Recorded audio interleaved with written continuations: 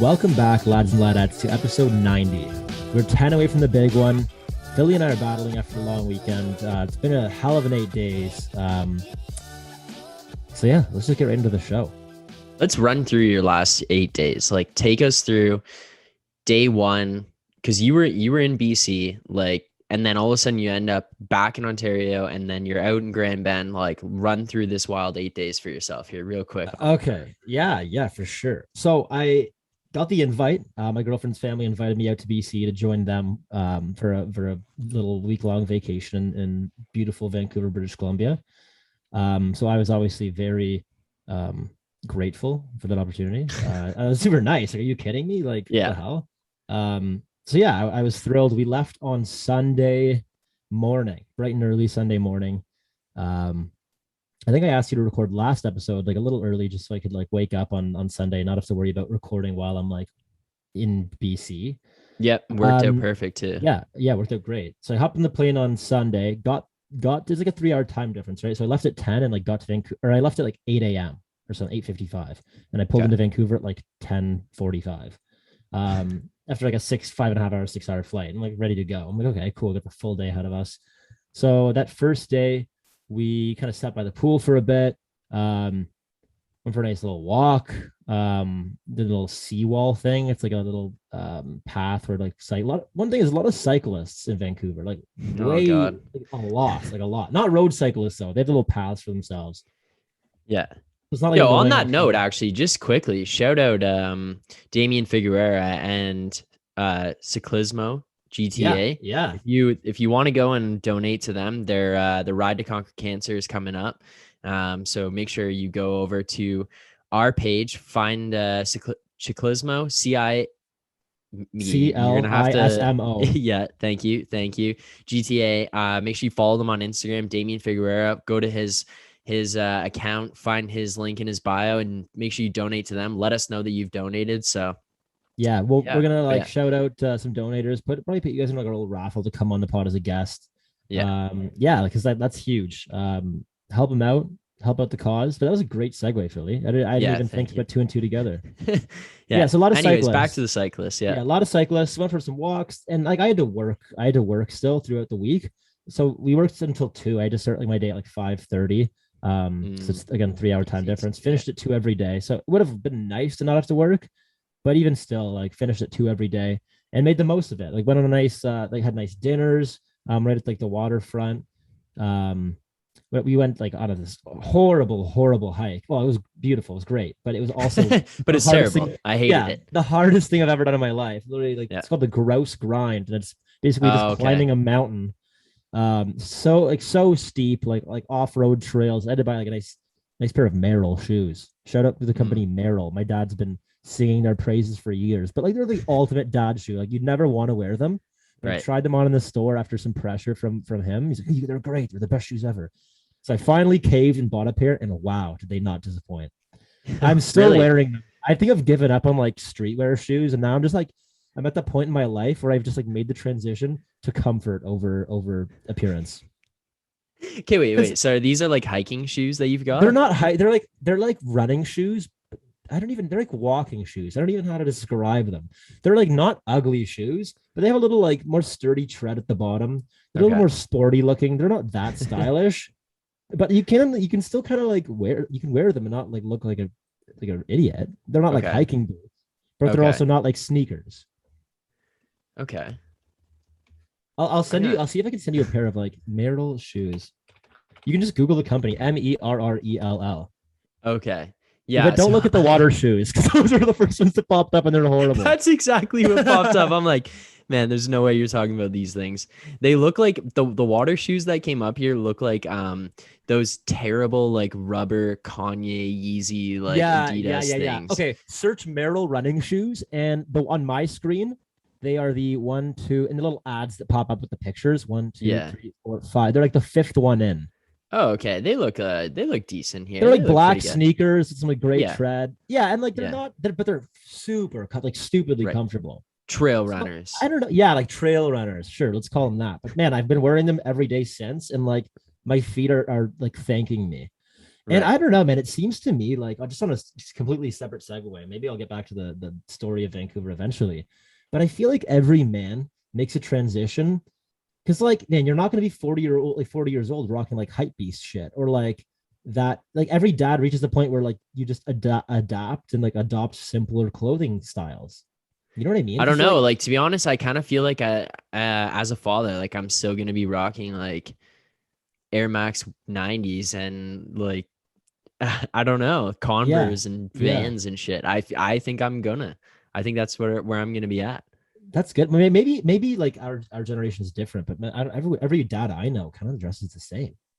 I've actually thought about that. Like at what point? Yeah. At what point does it just like flip the switch and now you wear other things? Because like I wonder like what our parents wore relative to like what other people wore at our age, and then like at what point did they transition? And like, do you? I think it's children. I think it's children. Okay, but do you think that they wear now what they like? No, would wear back then? You don't think so? No way, man. I think my dad was just rocking around in like some jeans and like a Scarborough dinner jacket and like I don't know, man. My dad's but how similar is that to what he wears now? Now he wears like long sleeve polos and like Merrills. Right. So I don't know. I feel like he had I can't remember what she always talks about these like almost like Timberlands. There was kind of like a work boot thing, like fad that went around in his time when he was growing up. And I'm sure he wore like just regular sneakers, but now he wears like comfortable shit. And I think the turning point is children, where you kind of like forego style for comfort, especially if you're out running the kids around everywhere. Like it's got to be. That's my hypothesis. Like I don't know if there's any like accuracy or validity behind that statement. But that's the only thing that can pop into my head.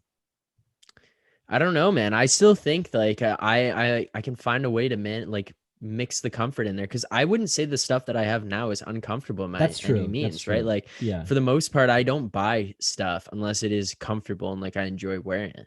Yeah. So, and for the record though, I'm not talking about like, oh, like once you become a dad, you can like just like let yourself go and not want to look good. I'm not saying that. I'm just saying like, sometimes you'll buy like the more stylish thing or the thing that like is more popular or whatever, as opposed to like the most comfortable product on the market. Yo, Magee, I don't know. I just randomly thought about this. We need to brand like a very, very, very, very simplistic lads and lawn chairs clothing line strictly to dads and just like make it dads in lawn chairs. I think we should, man. I honestly think we should. We should like, because like for those of you who don't know, we are working on our clothing line. Having a few items in our first drop. It's coming up. Hasn't been really formally announced, although you're just hearing us talking about it. So it'll in the next couple of weeks, you'll probably see it kicking around there in the interweb. But yeah, I think it's a great idea.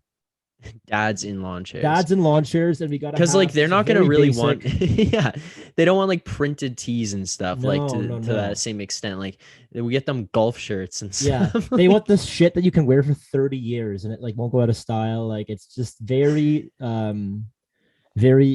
utility based wear. Mm-hmm. Yeah, no, I agree. So I think that's $1 million idea right there. Yeah, dads, just food for thought though. Food for thought. I'm like, what? Like, maybe around. Get back to us. What age do dads flip the switch? Yeah, I don't know. I think you're right. Like it's just whenever kids come into play. I think that's like the generic like age. And you can't even say age because like everything happens at a different time. So I think that's more why you can just say like kids just change that. Yeah. Do you think that like part of it is like not trying to impress anyone else at a certain point? Because like the like aim of you going out is not to like look good anymore. I mean, well, obviously you still want to look good and present yourself well, but it's not to like get like female attention or like, you know, maybe that's just like a defense mechanism almost. Maybe you're just too busy spending all this time and money on this kid that you just forget to spend it on yourself. That's probably more. Yeah, it's probably more accurate. I think. Yeah. I don't know. Exactly. Yeah. This kid's like just emptying my bank account. Shit me. Thank God I'm not there yet. Like I'm sure having kids is a great. Back to your BC trip though. Back to your BC trip. I would still want to hear about grouse. Yeah, grouse. So basically, it was a hike up like probably like a 45-degree angle, maybe even steeper than that. And it was like it took 2.5 hours. It was dripping sweat at the end of it. Then you get up to the top, it's like sprinklers are like coming down on you. It's like, oh my god, it's beautiful. Then we went zip lining. It's like a gondola back down because you're honestly not allowed to walk back down the trail because it's too dangerous. You can only go up. Really? Yeah, it's nuts, man. It's crazy. And then Well, so that was like one day. congratulations. Thank you. I did it. I conquered. And Yeah. then we went on a little boat cruise through the harbor, which was nice. Saw Oprah Winfrey's old house. The guy who was like the captain or whatever pointed it out. Apparently she has a place in Vancouver. Yeah. Yeah. Okay. No, not that I actually know where Oprah lives. It's just like Yeah. the guy's like, oh, this is her old house, but she sold recently. Oh, that's pretty cool. My mom watched that. Nice. And then and then on the last day, fast forward, had a great time. Cactus clubs, I sort of got at like Tim Hortons in BC. They're just everywhere, and everyone goes there. They're so popular. So I had a few drinks, multiple drinks there on multiple nights, and it was good. It was fun. And then I ran into my cousin on the Thursday before my flight. So got there on the Sunday, left on the Thursday, but was able to catch up with her. She's been living in Tofino the last 2-3 years now. Had brunch with her, and headed on the Thursday. Got back to Burlington, Ontario, at my girlfriend's house on Thursday night.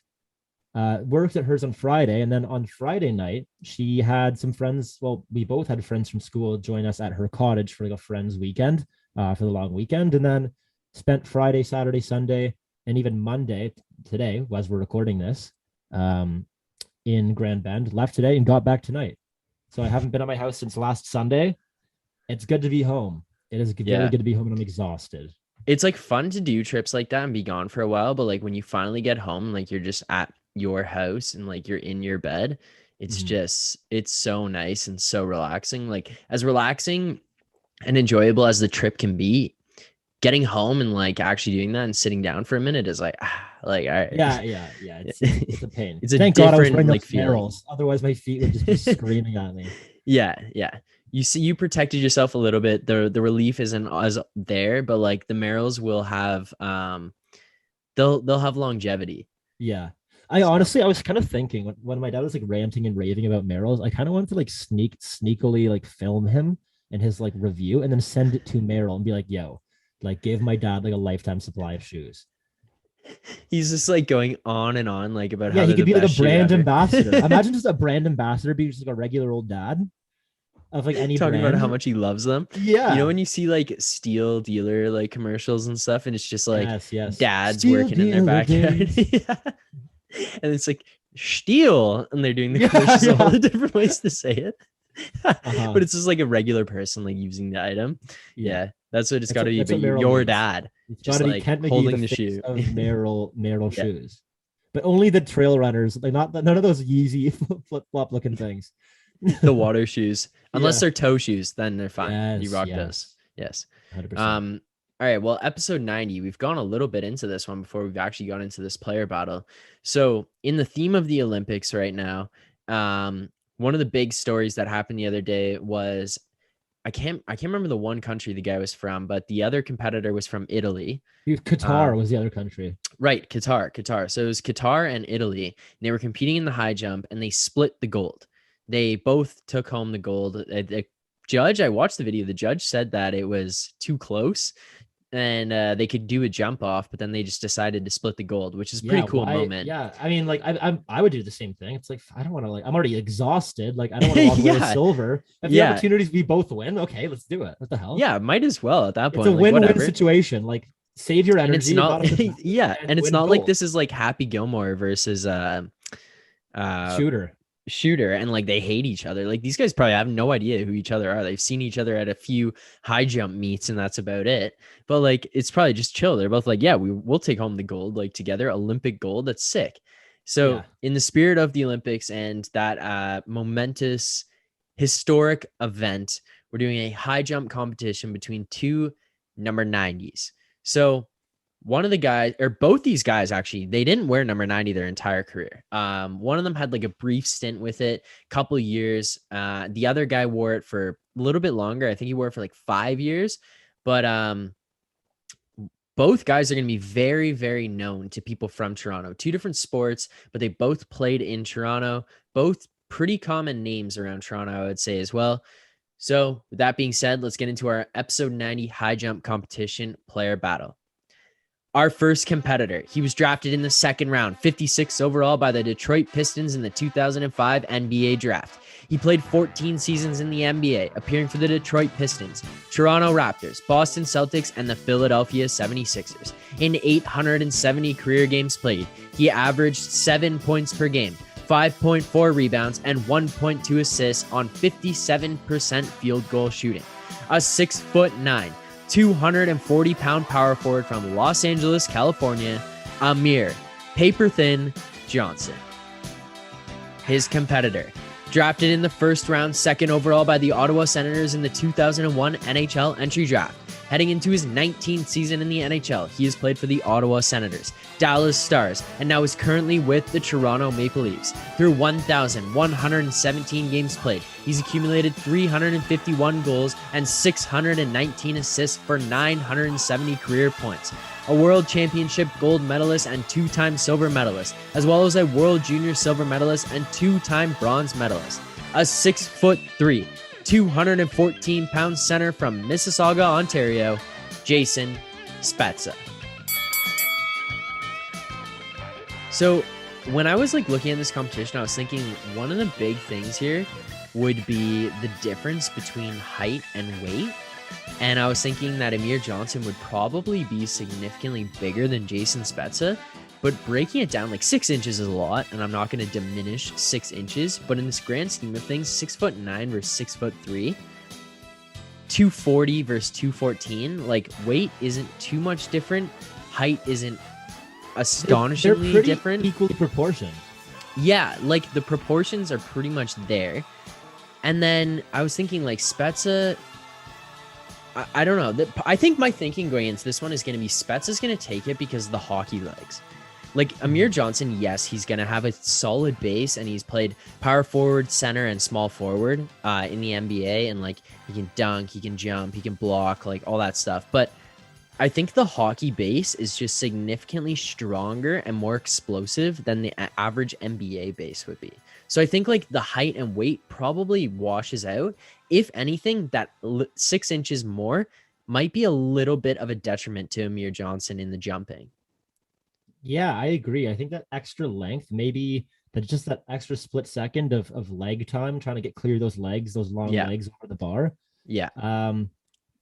Unless he has one of those weird scissor kick styles, or it doesn't do flails himself over. Yeah. He could have an unorthodox high jump style. Who knows? But man, it's tough. I agree with you that on average, the hockey base is probably more, unless you're a super athlete like LeBron James or something, the base may be more explosive than hockey. It's definitely hard to compare, and I'm sure there may be some basketball fans who are what the hell are you talking about? No way.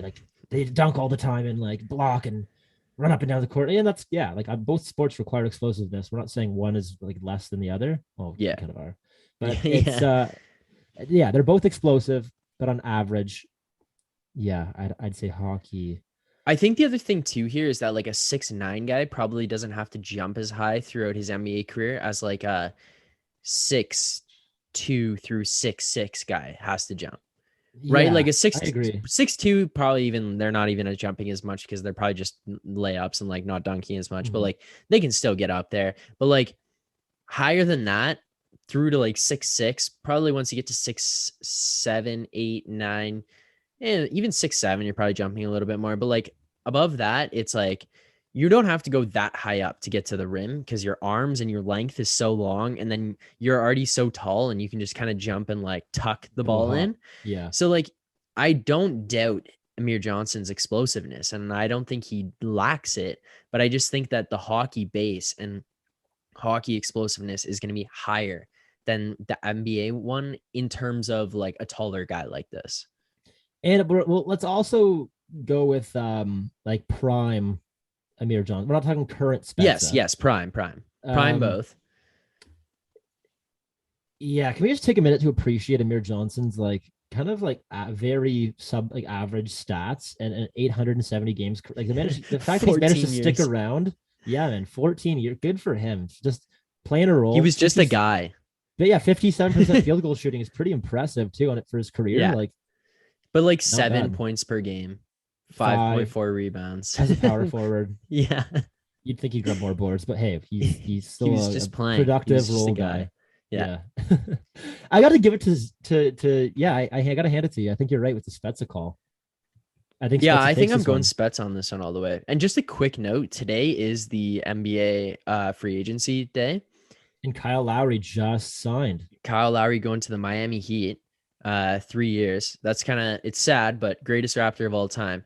But more my point to it is, if you ever, if you're in a position, and this is my tidbit of advice right now. If you're ever in a position where you're like, I think pro hockey or like pro football, or if you have like a choice of the pro sports, you can get to that pro level of pro sport unless you're like a quarterback or like a superstar Mike Trout, Fernando Tatis Jr. MLB player.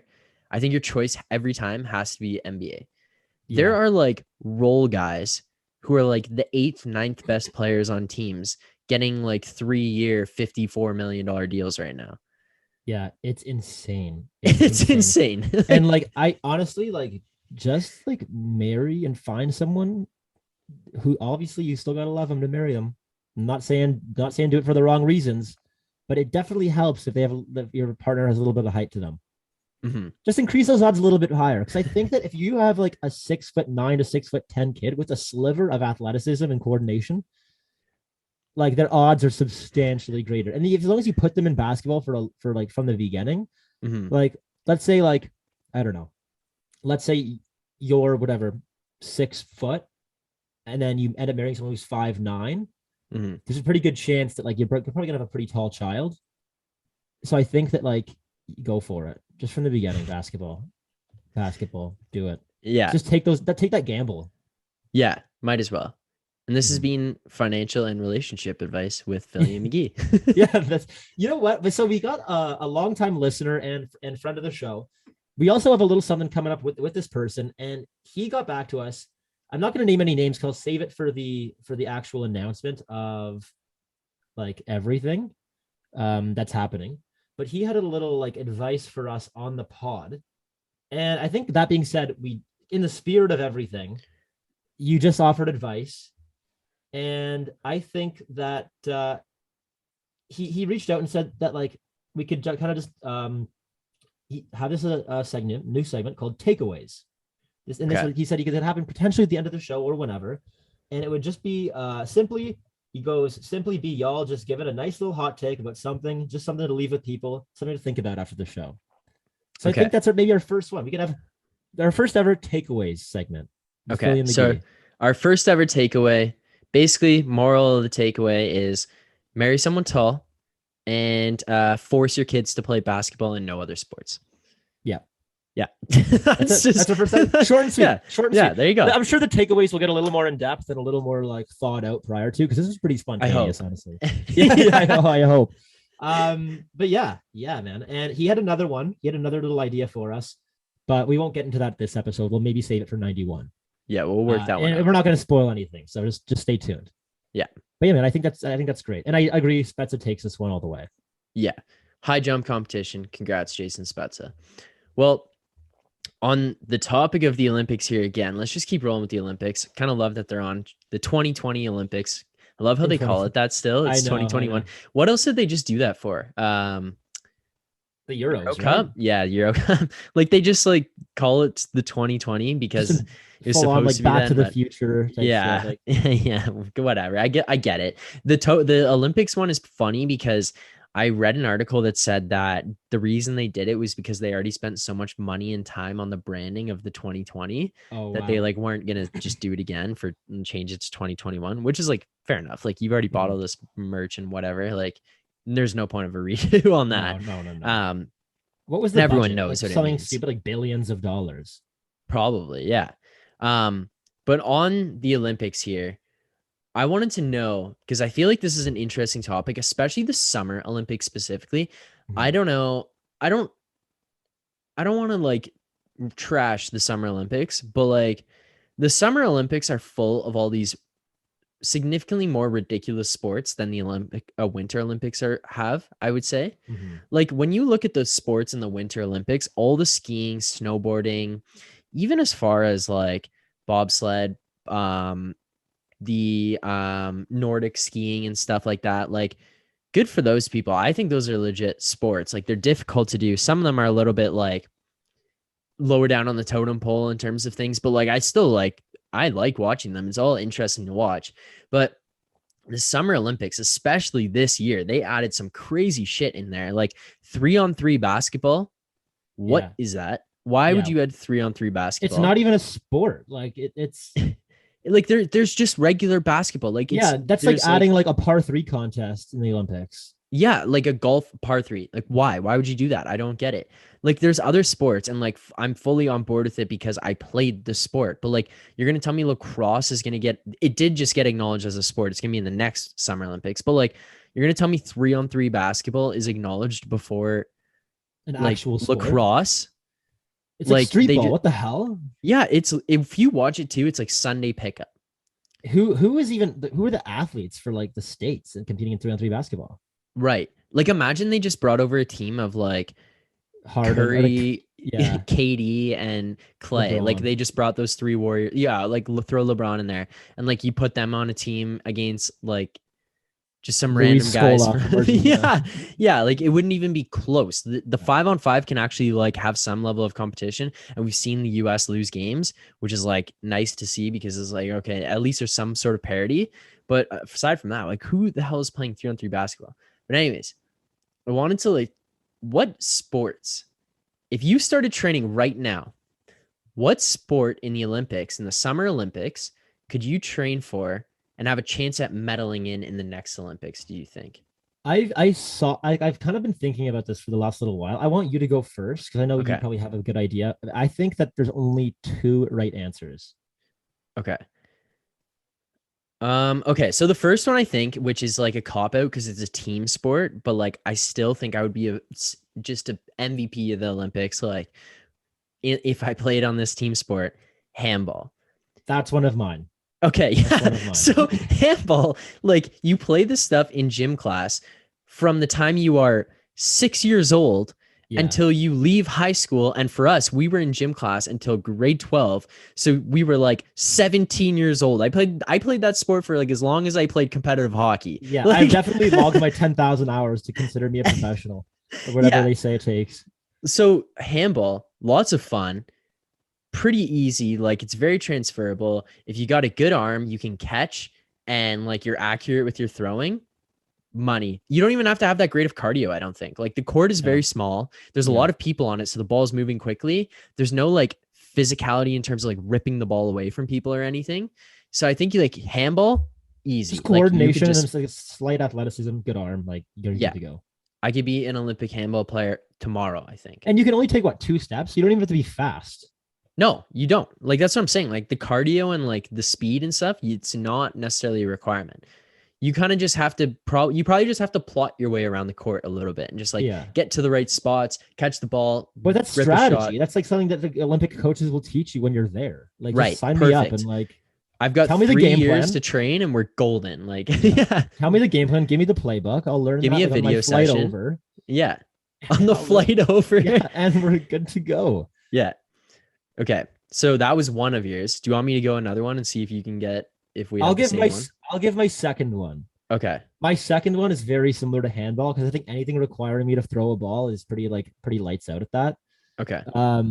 It's water polo for me. And I get you need to be a good swimmer and stuff, but again, we said you have the opportunity to train for a bit before. Until so if I get my swimming skill up, that's all that like because I played water polo in my outdoor ed class once, and I'm like, I used to do like treading water competitions as a kid. Like my uncle would come over and like pay us like $10 an hour. I think it was good exercise. I don't know. He just wanted us to get out and do something. And we were always like, came over once a summer. And every time he came, he was like, all right, like treading water competition, who's in? So I'd literally be out there for like 3-4 hours treading water. Just treading water. Yeah, man. To make $40. Yeah. And I'm like, oh, I'll take that. Thank you very much. Like, appreciate it. And I've been just sitting out there floating. So I have a good treading water base, like skill level. Okay. I think if I just learned how to increase the speed of my front crawl, I can already use that egg beater to get up high and rip it from the water. And you can bounce and shit too. So it makes it harder for goalies. okay, goalie, I could not play, but I could be a player for sure. I think handball and water polo are my two answers for if I had to train until next Olympics, I could actually have a genuine shot of doing. Okay, so I like it. I had water polo. Like I put a list of things that I was considering. There's some here that I kind of wanted to just spitball with you and see where you thought. But like I like it. Water polo is up there with me. I'm on pretty similar page. I did not do that treading water competition that you did when I was a kid, but I think I'm like still a pretty solid swimmer. Got a good arm, good coordination.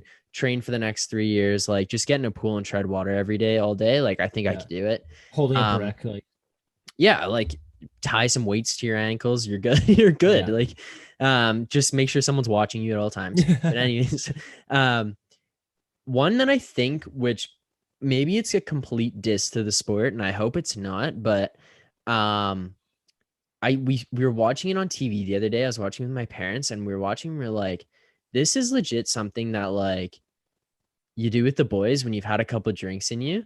It's judo. And as far as I can tell, the entire concept of the sport is to like basically wrestle the person like onto their back. Yeah. So like you get a point every time you put them on their back. And I honestly think, because part of it too is like you don't have to compete against like everybody. It's weight classes. That's true. So in my own personal weight class, if I just train and like learn the rules and some of the technique over the next like 3 years, I think I'd be pretty sick at judo. I think it's I think that's actually a fair point. I was going to say like martial arts. I feel like with like jujitsu and more like technical sports where you can get points for different things, like then it's maybe more difficult to learn and master, and it's like a constant evolution type thing. But with judo, and it's just like straight up get the guy in the back. Like I don't know, man. Like I was gonna say no because martial arts is like very you got to be very technical and train a lot, but like look at what like Jake Paul's gone in and kind of made a splash in the boxing world, and after 6 months of training, like I don't know. And I get he's got the big following and stuff, but he's still like knocking out like fighters. Yeah, I get they're washed and stuff, but they've been doing this their whole lives. No, yeah, I just think like on the scale of like the martial arts, like judo in terms of the technicality is probably, this is like could be completely wrong, right? Like it's just on no from one's my claiming understanding. To be like, no, facts. Like we're not claiming to be professionals, and this is like actually right information. We're just so. It's just strictly from eye test. Like I would think it's the least technical in terms of like how to accumulate points.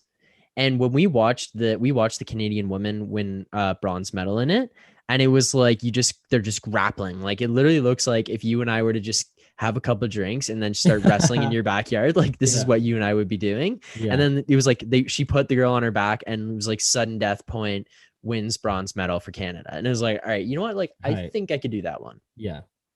That's a good. I see. Yeah, I didn't watch the judo competition, but the way you're just painting a nice visual picture here for me.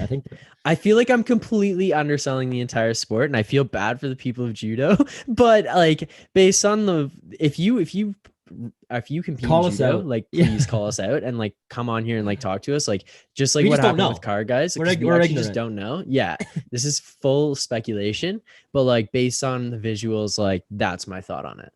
Yeah. Another one that I think. This one may be the easiest one, to be very honest. And this one is definitely the diss. I can't lie. Equestrian. I think if you were just like put me, I think on, that is like, a horse. I think it's a diss. I think you get bucked. I think you get bucked off, and then the horse would do one of those back leg kicks and knock your jibs out. Right out of the air. I'm flying through the air, just getting donkey kicked. Yeah, I don't know. I think equestrian is way harder. There's a guy. What was it? It's his like 8th Olympics. He's been in the Olympics for 32 years. Oh my God. I think he's like 72 competing. Okay, so that just does that not just like prove my point though? If there's a 72-year-old competing in the Olympics and the equestrian, you think like I couldn't for the next 3 years train on equestrian and get into the Olympics? I don't know, man. I don't know. He said 32. Is it not about the horse? Just give me a well-behaved horse. Give me a well-behaved pony, and I'm good to go. Give me a well-behaved horse and someone who can like run me through the track a couple times, and then I'll be like, yeah, I got this. Like, let's go. And then from there, I don't know, man. I honestly think we're underselling the shit out of all these sports, but we're in too deep already. We're in too deep. Yeah, it's too late. Yeah. At this point, let's just read through the rest of your list here and let's get some people angry. So, okay. So this one, I got it like right away. Apologies to Damian Figueroa. We're bringing it right back to these guys again. I put specifically road cycling, but the more I think about it, cycling in general. I'm dead convinced. I have no idea why, but I'm dead convinced that if you put me on a bike and got me to train cycling, road or like velodrome or indoor, whatever you want to call it, I don't know. If you put me on a bike and just like have me ride a bike nonstop and train that way and like just make sure my legs are really strong for the next 3 years, I think I could ride a bike in the Olympics and have a chance to medal. I kind of agree with you there. Like, obviously, like cycling is extremely tough, and we're not diminishing like the physical toll it takes on your body. However, look at someone like Clara Hughes, beloved Canadian Olympian. I think she was a speed skater first. I think she competed in speed skating and cycling because again, it's all on that lower base. But with two sports that require a tremendous amount of lower body power, and if you can, it's transferable. If you have strong legs, you're probably going to be a good cyclist. Right. And like, I think about like all the people who later in their lives, they pick up cycling and like, they're not going to go compete in the Olympics by any means, but like, they'll be pretty good at it. They'll be fast. Like you can ride difficult trails or long distances and stuff. And like, if you could pick it up later, you're telling me like 23 years old right now, pretty good shape, like work outside in the sun, working manual labor, work out like most days of the week. Yeah. You just start cycling into the office. I think I could I think I could do it, man. I think I could just be Olympic I love the cyclist. Self-confidence. Yeah. I'm feeling pretty good right now, man. As we're going through this stuff, like I think I could do it. Yeah. I had this conversation at the cottage, like kind of like going off on a different little path, but same kind of thing. I had this conversation at the cottage of like, I feel like everybody has the body type that would be perfect for something to make you an elite athlete. I just think that the hardest part is finding it. Because like, I don't know, I played hockey at a relatively high level, but I wouldn't necessarily like, I don't think by any means do I have like a hockey body. I'm like a lanky guy, and my body probably would have been better suited for like long distance running, honestly. Like, I don't know, maybe not now because I put on a few pounds, but like back in the day, if I picked up long distance running when I was like not training, not doing anything, and then coming like first in areas or like coming close to the top in areas, and then just like writing it off and not taking it seriously, I don't know, maybe I could have done something. So I think like there's this thing called RBC Training Ground. I'm not trying to like promote them. It's not a sponsored ad. It's just like this thing where they take these athletes who like don't really know what they want to do, or they're athletic, but like, hey, maybe if I'm better suited for something else, let me figure it out. And apparently they put you through like a combine thing and then tell you like, hey, like you should be a rower instead. And then they like train you to be a rower, or like, hey, your body's better suited for fencing. Like, yo, do that. Yo, do you remember? I don't know if I should be saying this. Do you remember like back when you're in elementary school, it was like something that was always like rumored that in one of the Asian countries, they used to like take kids from their homes and like train them to be athletes based on their body types.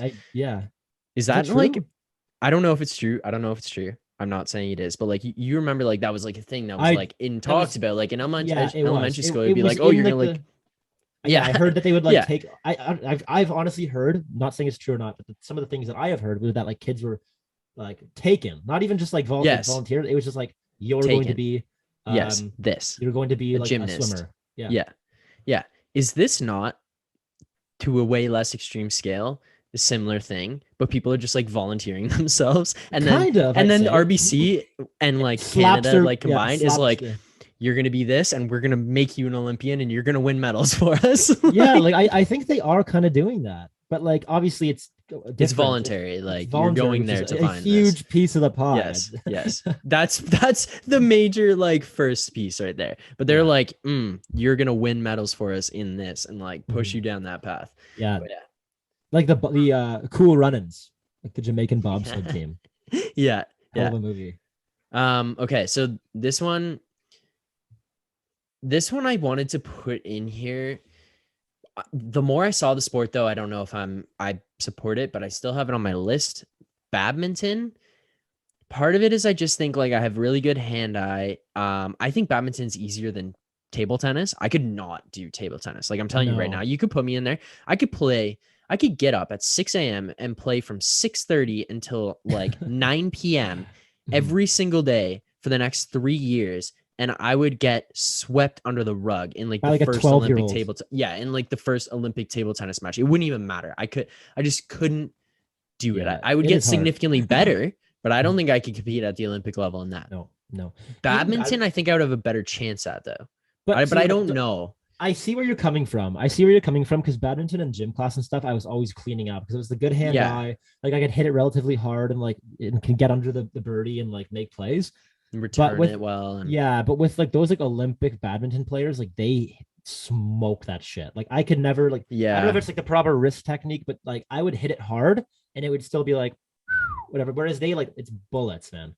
They like launch that shit. I just think in terms of like the racket and like I don't know what you want to call it because in badminton it's shuttlecock. It's not like a ball, but like table tennis and then regular like court tennis.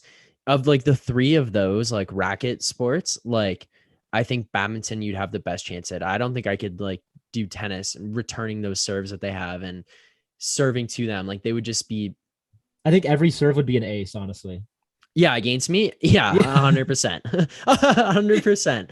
I think in badminton, though, I'd have a way better chance. And that's where I'm like, if I train it over the next 3 years, like I think I could build up my serve and like I think my return would already be there. It's just too enough to be like, I could see and hit the birdie. I may not be able to like return it well enough in the first like year and a half. But like after that, I think I would get to the point of being able to like actually put it back and like make something of it. And I think the main difference between like table tennis and badminton, although I'm not saying there aren't a lot of differences because there are a lot of differences between those two sports, but I think the main difference which makes table tennis more difficult, in my opinion, is the inclusion of like a ridiculous amount of spin.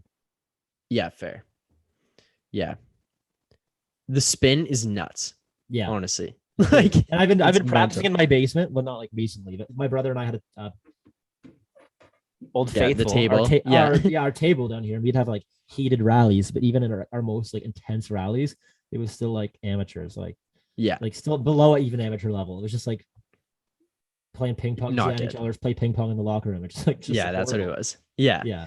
Fair enough. Last one I kind of want to give here because the other one, like I honestly put it in here and I just think it's so dumb and it was golf. I just take that out. Like just forget about that. I honestly could not believe you put that in. Yeah, I wrote it down because I was like writing a list of the sports and I was like golf because like I play it and then I was like that was dumb. Like what was I thinking? But another thing I think on your list of what I would take out is fencing. That was the one I was going to go to here as my last one that I think I could do. Really? Yeah, because Magee, tell me what like physical abilities it like really takes that like you and I wouldn't have or wouldn't be able to develop upon. Yeah, okay. You're like right. The thing is you're not going side to side, you're going forward and back. And it's like one hand, and I think we probably both got strong wrists from playing hockey and then like even lacrosse, and you played lacrosse in high school. Like we got strong wrists, strong arms. We got good hand-eye. We have good reflexes and reaction. So you'd be able to defend. And then like we got good footwork. So you could go forward and back pretty quickly and shuffle around. Like there's no side-to-side movement here, really. Mm-hmm. You may have swung me. Yeah, I'm thinking we could do it, dude. Fencing and equestrian just seem like such a rich person sport, though. I feel like you don't do it unless you're a qualified billionaire. You watch like any of those TV shows or movies and stuff where it's like really rich kids and they're like coming home from fencing practice or like going to play polo like on their horses. Yeah, like it's because it's just really it's a rich thing. Like horses is just rich, like. Yeah, so I don't know, but I think fencing though, like, I think I could get it, man. I think I could do it. All right, man. I honestly, I believe you. There's different ways to score points in fencing, which you have to learn too. I think it's like face is like 3 points or something, and like bodies 2, and then there's I don't know what the fence. I honestly don't know. It could be completely so like wrong. I genuinely think if you put me in there. Like, I think I could start off and be like a little wild and ferocious, but I'd have like the speed and like agility and hand-eye and like reflexes. And then I think like after the first couple months of just being sporadic and like swinging like at everything and like I learned the rules now, I'm going to be more like strategic in my approach. Yeah. And then like another couple months, probably like my defense is going to be there. Mm-hmm. next thing you know, like I'm winning a gold for Canada at fencing. Like I think that maybe the unorthodox approach may be more beneficial because, like, I may think if you throw put them me up in, off. right, so I think if you put me into an Olympic fencing match right now, and I just start off the thing by like taking a diving spear at the guy, like leave my feet full on layout to like, I could probably score a point against an Olympian Mm-hmm. if that's Yeah. allowed, if that's even allowed. Yeah. I think you're right. Okay, so I saw this tweet and it goes along with it. I just wanted to read this tweet and just like say this would be pretty funny to see is, and it's along like the Hunger Games lines, but for the Olympics. So this tweet from Santiago Mary said, imagine the Olympics, but instead of it being world-class athletes, it's just random people who get selected. Like you get a letter informing you've been selected for the national gymnastics team and you just have to do it. It'd be so much more entertaining. Like the Hunger Games, kind of. Yeah, like you just get a letter and like you're in the reaping and like you've been selected to compete in like shot put. And you got to go out there and like shot put. For the Canadian fencing team, Zach Phillips. Yeah. Yes. If I got it, it would be like, it's a dream. It's a dream. That's amazing. That would be amazing. Like, did you ever watch that old show, Pros versus Joes, that was on TV, where they took like a professional athlete and put them up against like a random guy? Sometimes, yeah. Yeah. I feel like that's be like that, but like only Joes. Yeah, strictly Joes, like just on the Olympic platform. Yeah. But, like, honestly, is there one sport? Okay, so like you don't. Sorry, let's say this is the scenario, and you don't have to compete against any other pros or world class athletes, but you get to compete against anybody like that gets selected for this. Is there one sport that you just would not do? Because there's one that like jumps out in my mind right now that I'd be like, no, like I don't know, I would probably just like DQ myself. Are we talking about like winter, summer games? Summer. Okay. Just go with summer. One sport that I would not for me it would probably be skateboarding.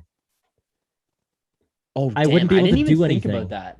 I wouldn't be able to do anything. Yeah, I can't skateboard. No, I would like run down the ramp and I'd probably fall and get up, pick my board and then step back on it and give a couple pushes. Mm-hmm. And then like maybe go like halfway up the other ramp and then not even turn my board around. I just kind of ride back down the same way I came and just turn which way change my stance from like regular to goofy or whatever. It's honestly a miracle I even know that much about skateboarding because that's like just strictly picked up from the Tony Hawk video games. Okay, so I didn't think about skateboarding. But that's a good one. The only thing with skateboarding is like I think that we would both have like enough coordination to be able to like ride it probably, and then if you have time to train for it, like you could probably like figure it out enough to be like like okay. But that's what I'm saying is like you can get that bare minimum. Where I'm coming from this like at this from is like I think the sport I wouldn't do would be pole vault.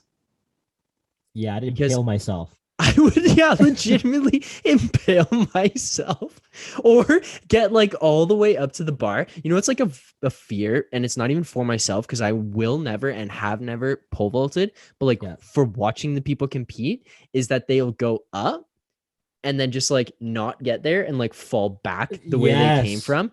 That's like a legit fear I have like for these people when I'm watching them. Because I feel like the odds and like the way it's set up is not that likely for them to do that. And they're obviously trained to the point of being able to like know how to like handle themselves.